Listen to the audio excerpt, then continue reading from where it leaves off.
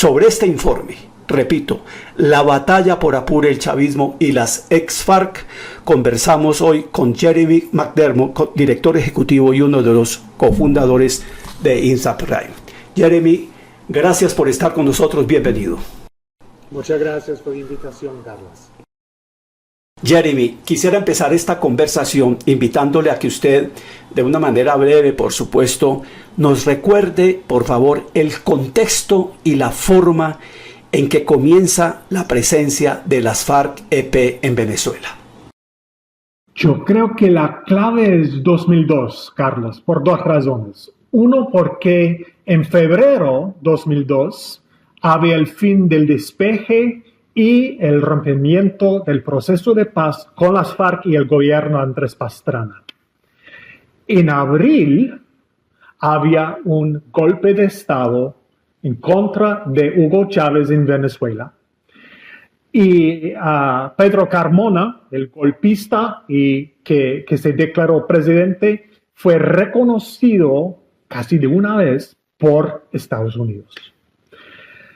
Después de 48 horas, Hugo Chávez retomó la presidencia, pero él reconoció las debilidades que él tenía en sus propias Fuerzas Armadas y obviamente el papel de Estados Unidos sino en el golpe como tal, en el reconocimiento del golpe. Entonces, había en este momento un encuentro de deseos y de motivos para reunirlos. La FARC estaba buscando otro despeje, otro santuario. Chávez necesitaba aliados en contra de Estados Unidos y el aliado incondicional de Estados Unidos, obviamente Colombia. Y si se acuerda, Chávez no fue solo salvado por elementos de las fuerzas militares venezolanas, pero los círculos bolivarianos, si se acuerda que hoy en día se describe como los colectivos. Y en este momento ellos tenían vínculos ¿con quién? Con la guerrilla colombiana. Entonces, en este momento, Chávez y la FARC fueron aliados naturales. Sí, ese es como el primer punto de quiebre, que uno pudiera identificarlo así. Ese golpe de Estado en el marco de la alianza incondicional que hubo entre Washington y Estados Unidos con la llegada al poder de Álvaro Uribe y su política de seguridad democrática y el fortalecimiento del Plan Colombia, que de todas maneras ya desde la época de Andrés Pastrana se veía por parte de las FARC como una amenaza muy peligrosa para su capacidad militar.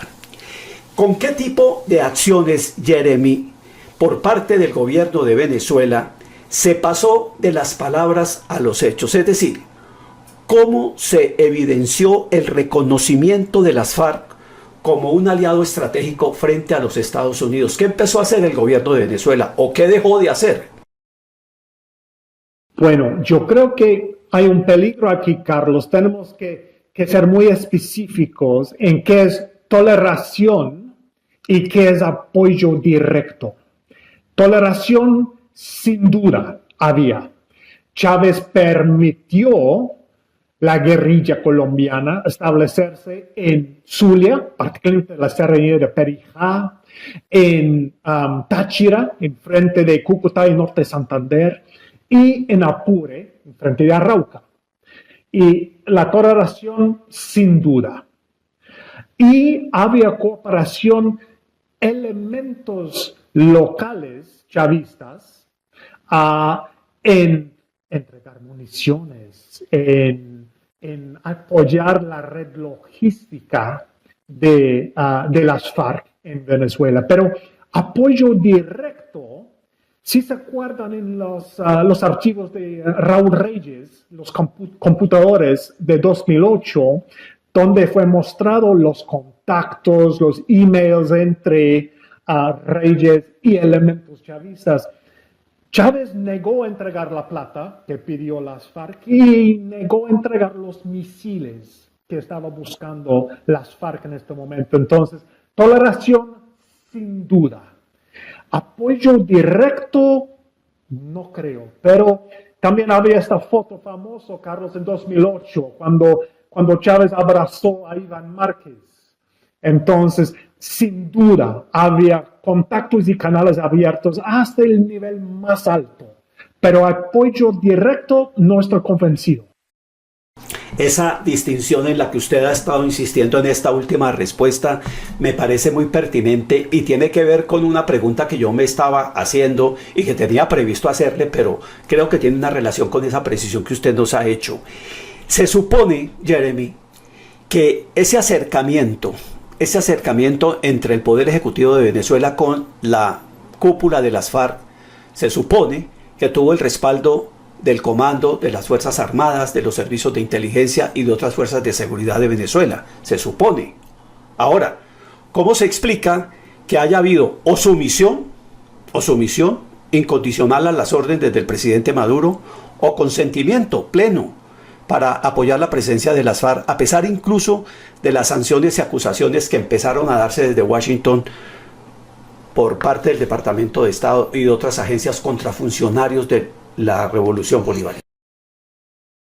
Tenemos que recordar que en esta época abajo de Chávez, particularmente después de 2002 y más tarde, que a Chávez no le importó la opinión de Estados Unidos. Esta diplomacia ha colapsado. La DEA fue expulsado, si se acuerda, de Venezuela. Había esta famosa declaración en las Naciones Unidas del olor de sulfa, eso, de George Bush, ¿cierto? Exacto.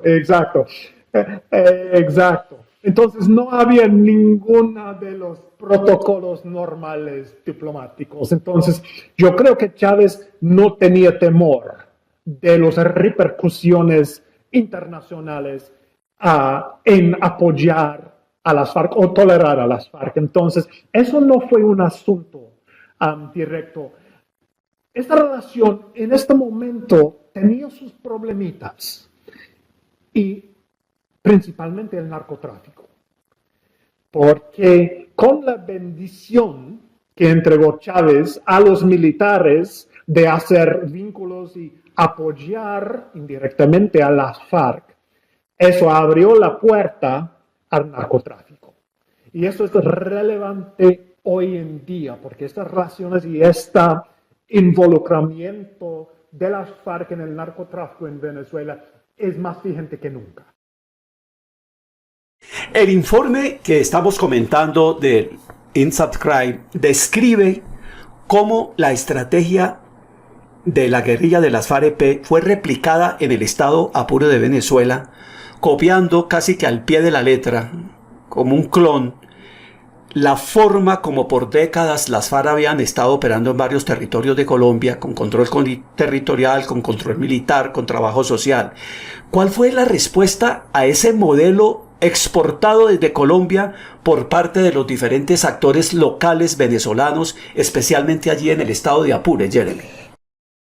Bueno, ¿estamos hablando ya recientemente o más históricamente, Carlos? Más históricamente, porque quisiera que mantuviéramos como la línea del tiempo para irnos viniendo después, pero lo que entendí es que hacen un trasplante, se llevan el modus operandi tal cual a Venezuela, pero obviamente la población de Venezuela, aunque nos parecemos en muchas cosas, esos actores locales tienen otras particularidades quizá, y mi inquietud es ellos cómo responden a ese implante que llega de afuera.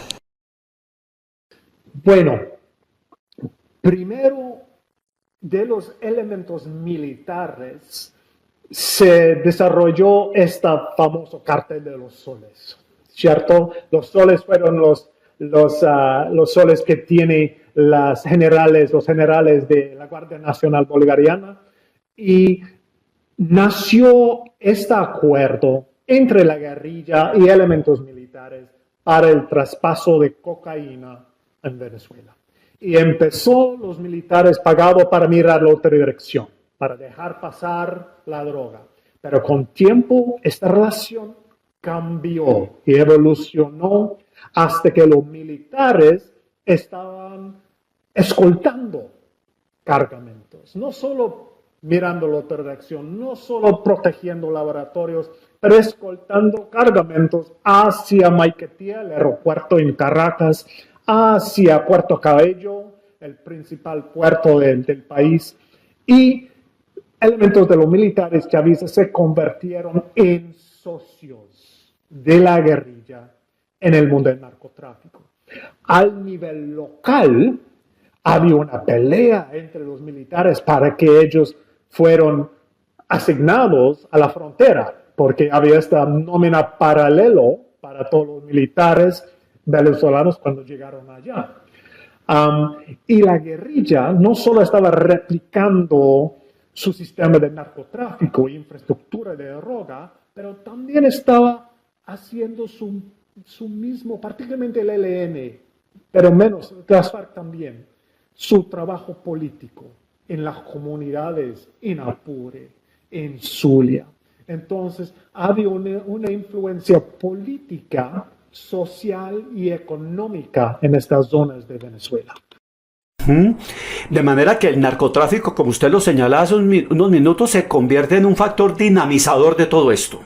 Porque el narcotráfico tiene un poder corruptor muy grande, no solamente para un proyecto revolucionario, como seguramente lo fue hace varias décadas, corrompe ese espíritu revolucionario, contestatario, antiimperialista, pero corrompe también a las fuerzas militares, como en el caso de Colombia, que también hay sectores de las fuerzas militares que se han corrompido, que ha corrompido a los paramilitares, a congresistas, a jueces, abogados, de manera que ahí está vivo el narcotráfico. Y estas son comunidades que desde el punto de vista socioeconómico, Jeremy, supongo que tienen unas condiciones muy similares a las poblaciones nuestras de frontera, ¿verdad? Y si se acuerdan, en el conflicto colombiano había tanto desplazamiento que muchas de estas comunidades fronterizas en Venezuela fueron colombianos, porque había miles y cientos de miles de colombianos que han salido sitios como Catatumbo, como Arauca, y se han establecido en la frontera por el lado venezolano. Entonces, son primos hermanos las comunidades por los dos lados de la frontera. Entonces, para los colombianos, ellos se sentían muy en casa. En esta línea de tiempo que estamos tratando de seguir, aunque seguramente nos vamos a tener que volver después por alguna razón, en esta línea de tiempo, Jeremy, llega el momento del gobierno del presidente Santos, el inicio de las conversaciones en La Habana, con acompañamiento incluso de un delegado de los Estados Unidos, el gobierno de Noruega, la comunidad internacional, el gobierno de Chile, el gobierno de Brasil, si no estoy mal también, si no me falla la memoria, y el gobierno de Venezuela con el gobierno de Cuba, que jugaron un papel muy relevante en todo esto. ¿Qué pasó con estas dinámicas territoriales y esta presencia militar, social y política de las FARC y del ELN, pero sobre todo de las FARC durante este proceso de negociación en La Habana? ¿Eso los aupó más, les dio más alas o los contuvo? Yo creo que primero muchos de los farianos que llegaron a La Habana pasaron por Venezuela. Entonces eso fue como la puente hacia Venezuela y las negociaciones. Y el principal negociador fue Iván Márquez, obviamente, de este famoso abrazo con Chávez en 2008.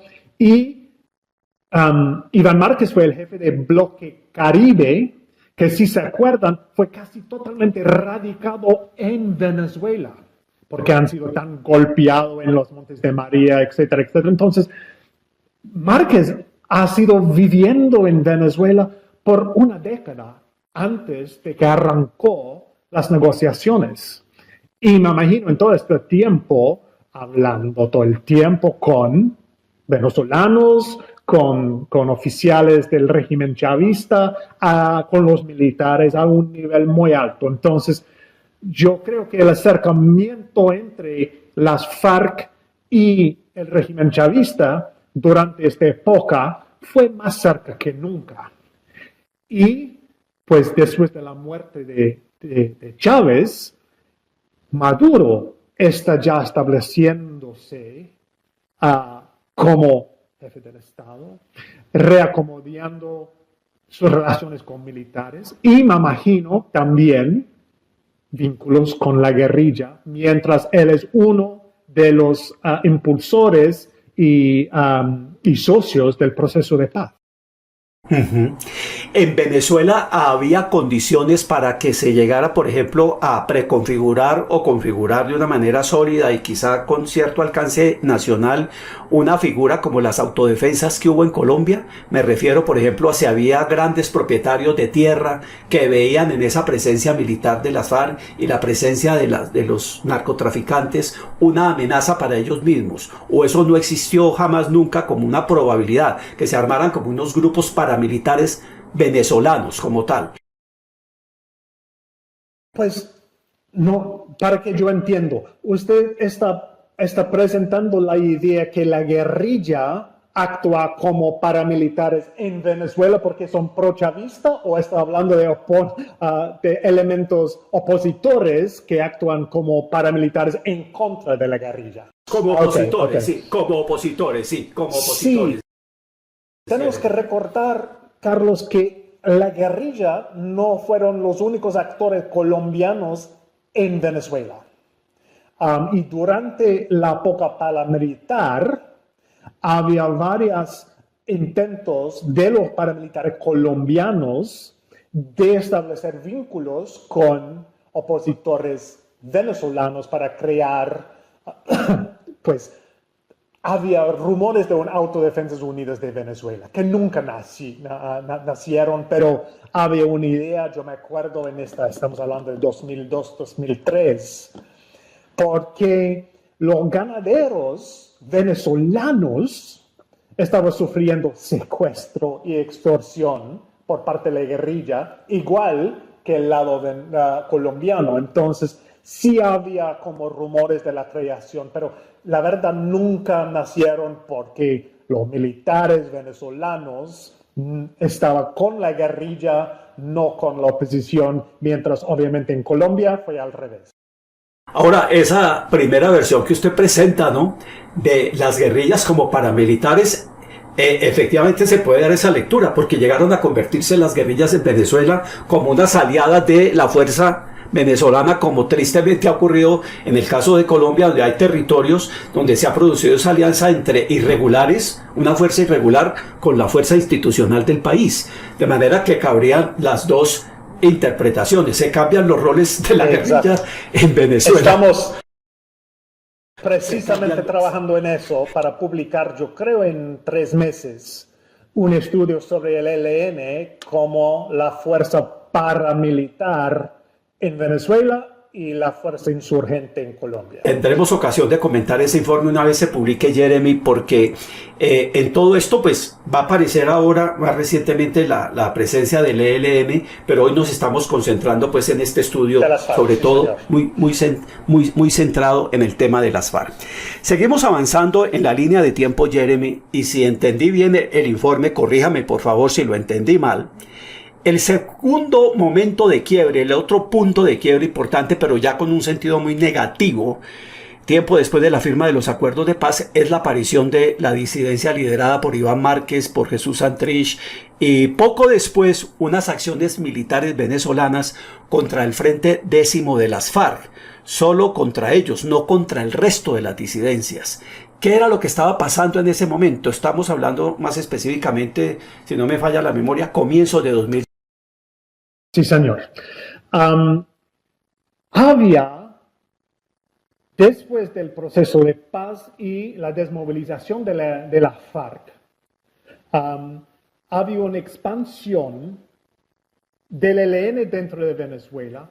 Y cuando salió Iván Márquez y Santrich del proceso de paz y cuando crearon la segunda Marquetalia, este grupo del ex-FARC Mafia, Márquez decidió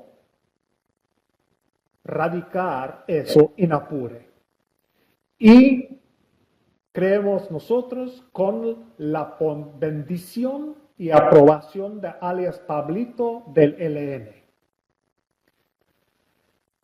Entonces, se establecieron en esta parte de Apure que históricamente ha tenido presencia de las FARC. Si se acuerda, eso fue del Frente Décimo. Había un mini bloque bajo de Granobles antes de la desmovilización. Eso sí, había presencia fariano en Apure. Márquez estableció la segunda Marquetalia allá y él decidió que la manera de recuperar las finanzas para reconstruir el movimiento fue el narcotráfico. Entonces había un centro de narcotráfico establecido con la bendición del ELN y con la bendición del régimen de Maduro en Apure. Y empezó a hacer narcotráfico, muchos vuelos, laboratorios y coca. Y estaba pagando a los elementos chavistas para el permiso por cada kilo que salió allá. ¿Qué pasó? Antes de la llegada de la segunda Marquetalia, que si se acuerda fue mucho después de la desmovilización, había un elemento del 10º Frente disidente antes de la llegada de la segunda Marquetalia que sí tenía control de parte del contrabando y narcotráfico saliendo desde Arauca y parte de Vichada hacia Apure y Bolívar por el otro lado. Pero con la llegada de la segunda Marquetalia, ellos perdieron el narcotráfico y ellos atacaron a la segunda Marquetalia. Entonces, ellos rompieron la pax mafiosa en Apure establecido con la bendición del régimen de Maduro. El ELN y la segunda Marquetalia pagando a los militares con la bendición de Caracas. Y había este otro elemento, se llama Frente, extorsionando por el lado venezolano, no pagando a la gente y operando sin permiso de Caracas. Entonces había esta operación militar venezolano en contra del 10º Frente. Y fue como el conflicto colombiano ha llegado a Apure.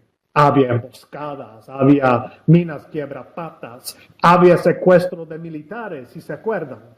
Fue un desastre para los militares venezolanos, porque mientras las Fuerzas Armadas colombianos han tenido 5 décadas en la guerra contra insurgente, las fuerzas militares venezolanas no tenían ni idea cómo enfrentar a guerrilleros colombianos, particularmente los que han tenido raíces desde hace 20 años en Venezuela. El informe dice, los contactos políticos de alto nivel los ha construido Márquez, el exsecretariado de las FARC, directamente con Caracas, pero el control territorial de verdad, el poder fáctico, real, lo tiene en un momento muy poderoso el Frente Décimo. Y Márquez trata como de llegar a recuperar ese control militar y el Frente Décimo como que le dice, no, momentico, venga, momentico, que aquí los que mandamos somos nosotros, usted no nos viene como a dar órdenes. Es decir, es casi que una disidencia más radical frente a la propia segunda Marquetalia. Sí, y la segunda Marquetalia fueron los más recién llegados. Iván Márquez, que fue quien negoció el proceso de paz, y la gente de Gentil Duarte, el Frente Décimo, lo vio como un traidor de la revolución, que decidió después del evento, no, todo fue un error, mientras ellos estaban en el campo todo el tiempo. En este contexto que hemos estado conversando, Jeremy, creo que cabe la pregunta, ¿por qué entonces se mantienen los buenos nexos entre Caracas y la nueva Marquetalia? ¿Y por qué se produce entonces la ruptura específica de esa convivencia que había entre sectores militares venezolanos con el 10º Frente? ¿Qué fue lo que pasó? Porque había estos dos niveles de relaciones. Las relaciones locales, donde elementos de la 10º Frente estaba pagando a los comandantes locales de los militares, y Caracas ordenando a la brigada y a los generales y coroneles diciendo, ojo, eso es el sistema que queremos desde Caracas, no importa qué raciones tienen ustedes en el terreno, eso es que queremos, porque la idea es que Caracas quiso y quiere regular el narcotráfico. Y no quiere actores independientes haciendo su propia cosa en territorio venezolano. Y el Frente Décimo estaba actuando sin permiso de Caracas. Como en todas partes del mundo, los gobiernos y las corrientes políticas o las organizaciones y partidos que los respaldan o a los que los gobiernos representan no son homogéneos. ¿Qué tipo de reflujos, de reacomodos tuvo sobre el chavismo mismo? Que sabemos que el chavismo mismo pues no es homogéneo, hay como varias versiones chavistas. ¿Qué reflujo ha tenido todo esto sobre el chavismo como tal o los movimientos chavistas? Bueno, tenemos que recordar, Nicolás Maduro nunca fue militar como Chávez. Fue, la verdad, una sorpresa por muchos cuando Chávez dijo, ojo, eso es mi sucesor, Nicolás Maduro. Entonces, en los primeros años de el gobierno de Maduro, primero cayó el crisis económico en Venezuela. Y segundo, Maduro tuvo que construir su propio sistema de gobierno y de poder en Venezuela. Porque el sistema de Chávez fue pretoriano. Había militares en todas partes, todos los órganos del Estado. Muchos de ellos colegas de militares de Chávez desde sus inicios en el ejército. Entonces Maduro tuvo que recomponer el poder. Y que también cambió es que bajo de Chávez, con el precio de petróleo en más de $100, la producción más de 3 millones de barriles, el sistema fue plata arriba hacia abajo. Pero Maduro no tenía la plata. Entonces él no pudo comprar la lealtad con los contratos del gobierno, con los fondos del gobierno central. Él tuvo que entregar feudos a la gente relevante y los militares. Y uno de los feudos más importantes, o muchos de los feudos más importantes, fueron por la frontera, porque había la plata en narcotráfico, contrabando, y otro fue en Bolívar, donde había el oro. Entonces, Maduro, como un rey medieval, estaba entregando feudos a personajes y elementos chavistas importantísimos. Y Apure fue uno de estos feudos. Eso.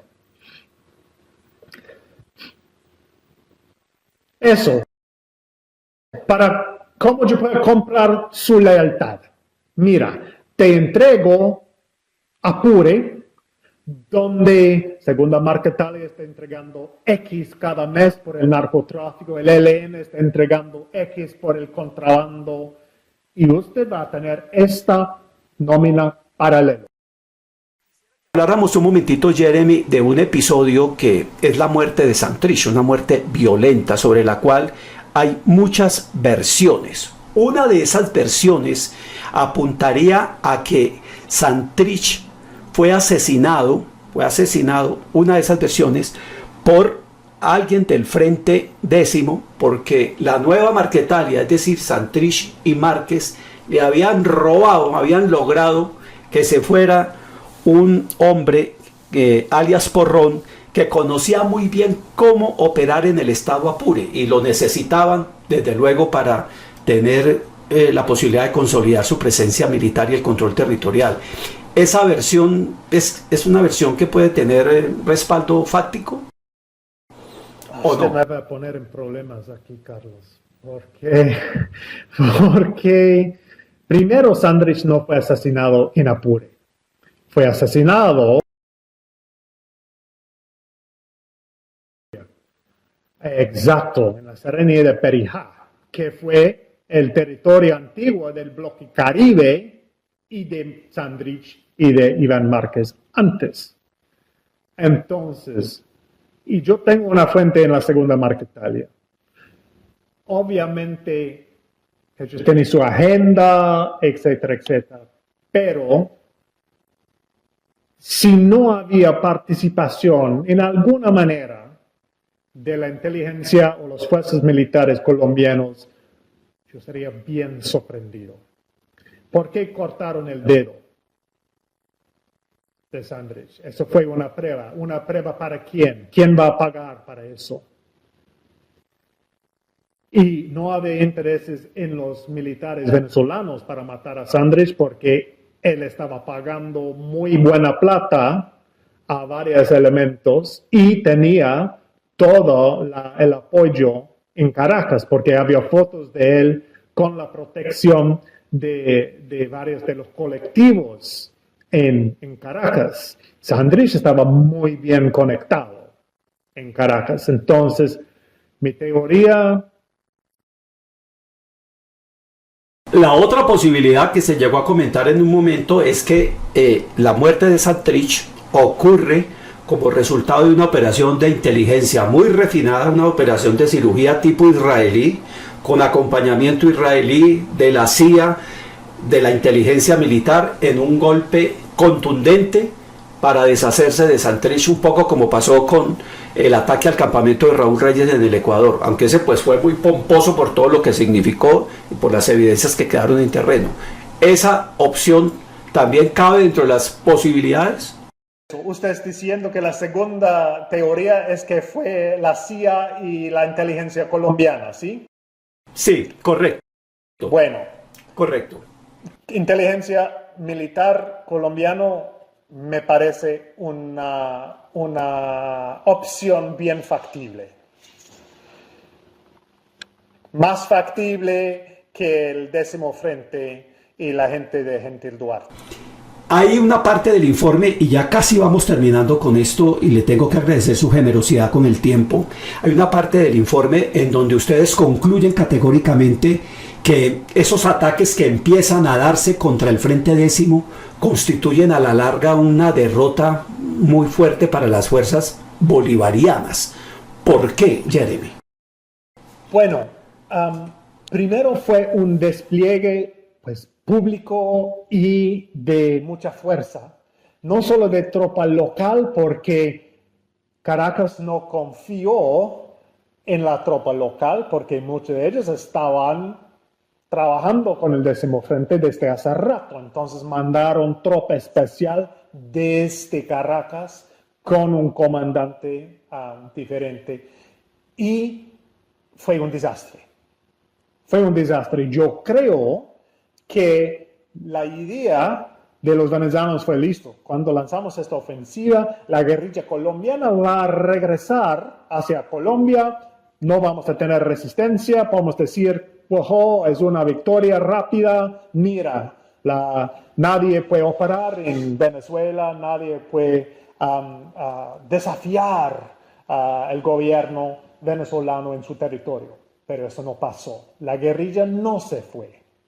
La guerrilla, después de 50 años peleando contra los colombianos, apoyado por Estados Unidos y Plan Colombia, los venezolanos ni tenían idea el tipo de enemigo que tenían.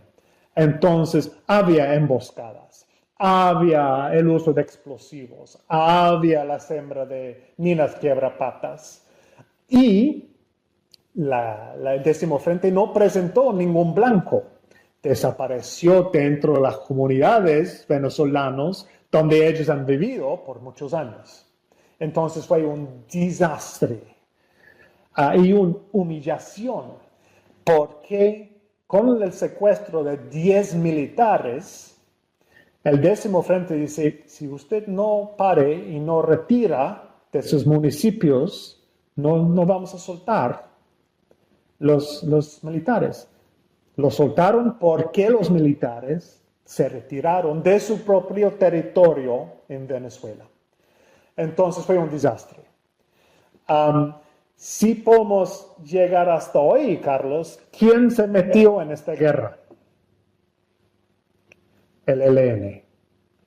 Y en Apure y en Arauca no hay chance que el 10º Frente podría ganar contra el ELN. El ELN ha pasado las últimas 3 décadas resistiendo todas las ofensivas de las fuerzas colombianas en Arauca, y todavía el ELN tiene sus redes, su apoyo político, su trabajo político en Arauca, mientras en Apure ha vivido Pablito desde su escape de la cárcel colombiano, dirigiendo el crecimiento de la frente de guerra más poderoso que tiene el ELN, el Frente de Guerra Oriental. Entonces, cuando el ELN entró a la guerra contra el 10º Frente, ya. Y entonces... Pero entonces, es el ELN el que entra a jugar en el equilibrio de la balanza, y ustedes llegan a una conclusión que a uno lo deja pues muy preocupado, y es que el Estado venezolano no puede controlar las fuerzas militares que había tolerado por tanto tiempo. Entre otras razones porque esos combates contra el Frente Décimo demostraron que dentro del Estado venezolano, el margen de acción no lo tiene hoy, como usted lo acaba de decir, la Fuerza Bolivariana o los organismos de seguridad. Entonces le pregunto, ¿y entonces ahora cuál es el horizonte? Bueno, 2 elementos aquí, Carlos. Elemento 1 es que las fuerzas militares bolivarianas son una fuerza política hoy en día más que militar. Porque Chávez usó los militares para trabajo político, y toda la promoción y ascensión dentro de las fuerzas militares fue por lealtad, no por meritocracia. Entonces, y las fuerzas militares venezolanas tienen más de 2,000 generales. Entonces, cada general, si tiene suerte, tiene un pelotón bajo de su mando. Entonces, sí, podemos decir que las fuerzas militares venezolanas, como una fuerza militar realmente, particularmente comparado con el colombiano, no se puede competir. Segundo elemento, Nicolás Maduro, el que fue conductor de bus, supuestamente. Todos hemos subestimado a Nicolás Maduro, que hoy en día es más poderoso que nunca. Él perdió control de la Asamblea Nacional, ahora lo tiene. En las últimas elecciones en diciembre aseguró control de casi todos los estados venezolanos, menos 4, todos los municipios, en un país en una crisis profunda, con más de ¿qué? Hasta 6 millones de venezolanos que han salido del país, con hiperinflación, etcétera, etcétera. No importa. Nicolás Maduro más seguro que nunca en el poder político. Entonces, bueno, tal vez los militares son completamente incompetentes en una guerrilla contra insurgente, pero en control de la población civil de Venezuela, en asegurando el poder del régimen chavista, supremamente exitoso. Y un régimen que ahora tiene a su favor, en el contexto de la guerra con Ucrania, el reciente acercamiento de la Casa Blanca y del Departamento de Estado a Nicolás Maduro, con ese encuentro de hace unas semanas, cuando todo el mundo se queda perplejo, incluyendo por supuesto a los sectores de la oposición, sobre todo el sector liderado por Juan Guaidó, al gobierno de Colombia, a la Cancillería de Colombia, que con el Grupo de Lima y con el señor Almagro de la OEA y con el concierto de Cúcuta le habían puesto unas pocas horas de pervivencia en el poder a Nicolás Maduro. Ese factor geopolítico de carácter global por el interés de Venezuela en términos petroleros para la Casa Blanca, seguridad energética, podría seguir envalentonando a Maduro y mantener el escenario de las conversaciones que han tenido lugar en México con el apoyo de ese gobierno de Manuel López Obrador y el acompañamiento de Noruega. ¿Eso le daría ahora más margen político? Elementos relevantes en esta discusión. Uno es la oposición venezolana no ha podido ganar nada. Realmente desde 99, la ascensión de Chávez, no importa el colapso del Estado, la oposición venezolana no ha podido realmente retar al poder del chavismo en hasta 2 décadas. Entonces, yo creo que hay una frustración por parte de Estados Unidos con la oposición venezolana. Mira, Europa hoy en día no reconoce a Juan Guaidó como el presidente, porque los europeos dijeron, ojo, eso no ha funcionado. Eso es una cosa americano, artificial, basado en la posición que tenía Juan Guaidó en la Asamblea Nacional en este momento. La Asamblea Nacional ha cambiado totalmente, entonces la justificación de esta posición ya desapareció. Entonces, Maduro y la relevancia de la oposición venezolano dentro de Venezuela es muy poco, Carlos, pero muy poco. Tenemos mucha gente en Venezuela y realmente fe en la oposición, cero. Entonces, este status quo no ha funcionado, tiempo de hacer algo nuevo. Con respecto a el crisis en Ucrania y la importancia de Venezuela como un productor de petróleo, tampoco es muy relevante, por varias razones. Uno, el desgaste en la infraestructura petrolera en Venezuela en los últimos 10 años ha sido brutal. Entonces, no importa si no hay sanciones sobre la producción de Venezuela. Los venezolanos no pueden aumentar la producción de la noche a la mañana. Simplemente no tiene la infraestructura para hacerlo. Entonces, no hay una salvación que entrega a Venezuela otros 300, 500 mil barriles de petróleo. No se puede. No se puede. Entonces, yo creo que vincular los dos, y esta reunión fue planeado antes de la crisis de Ucrania, porque los americanos quieren los secuestrados, pero detenidos americanos de Citgo que tiene Maduro, que son, yo creo que son 8, si me acuerdo, Carlos.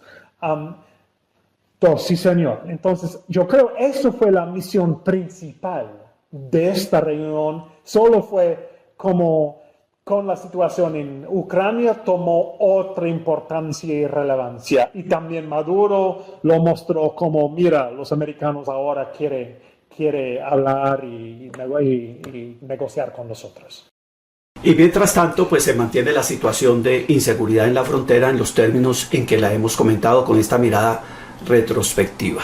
Jeremy, no me queda sino darle de nuevo las gracias, miles de gracias por habernos acompañado hoy en El Mundo es un Pañuelo de la Radio Nacional de Colombia. Y entonces quedamos alertas para cuando se publique el próximo informe sobre el ELN en Venezuela. Muchas gracias y hasta una próxima oportunidad. Muchas gracias, Carlos.